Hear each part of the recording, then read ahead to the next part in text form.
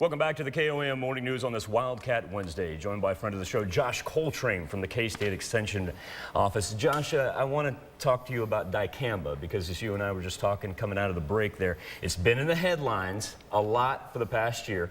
People might not know about this herbicide and its extensive popularity. If you were to give me the elevator speech in layman's terms, I go, what's this dicamba I've been hearing about? You know, a great question, and it's actually a pet peeve of mine. It was actually discovered in 1958, first released as a herbicide in '63, so it's been around for a very long time. What we really have new is a new technology.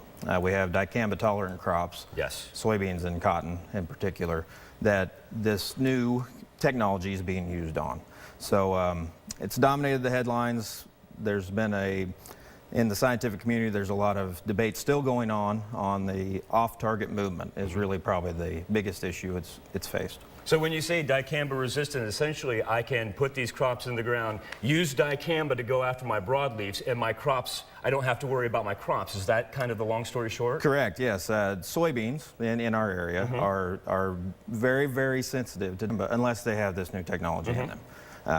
That we've shown, unfortunately, that the areas that do not plant those dicamba-tolerant beans have shown symptoms on a very large number of acres. Now, a lot of people may be under the false assumption, like I was, that if you're in Missouri, you cannot use dicamba. But that's not necessarily the case. Correct, yes. As of right now, as far as I understand, there are no restrictions in Kansas. There were. In Arkansas and Missouri, there were some restrictions during the season. And going forward, there will be some restrictions going into next season as well.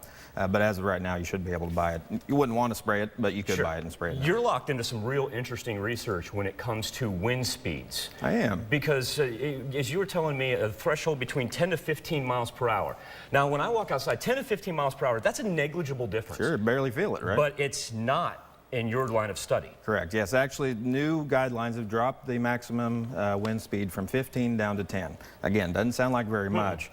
I've been using some data from the Parsons Mesonet station that shows that that's going to be a very large difference in the amount of days we'll actually be able to spray in our area, just from this last year. Just off the, I mean, we're coming off days where we had gusts of 30 miles an hour. We were just 20. How much does this cut down the time that you can use? It's huge, actually. It's roughly, at 15, we had about a third of the days we couldn't spray. At 10, at 15, it was almost none of the days we couldn't spray. At 10, it's roughly a third of the days we can't spray. So it's a very large difference between essentially not having any restrictions and being a third of the days off. So who's the monitoring body over this? Is it gentleman's rule? Who's making sure I play by the rules? It's actually the EPA is the overarching regulation commission. Okay, and when does this take effect? It's right now, actually. They just made the changes. It'll be for next growing season. The label is the law. We like to say that at all times, and that label is now out. Excellent. I want you to keep us apprised of your data because you have an interesting conference coming up here in just a couple of weeks. We do, actually. In 2 weeks, we're having our annual agronomy night meeting over in Independence, Kansas. It's actually December 13th, Wednesday the evening.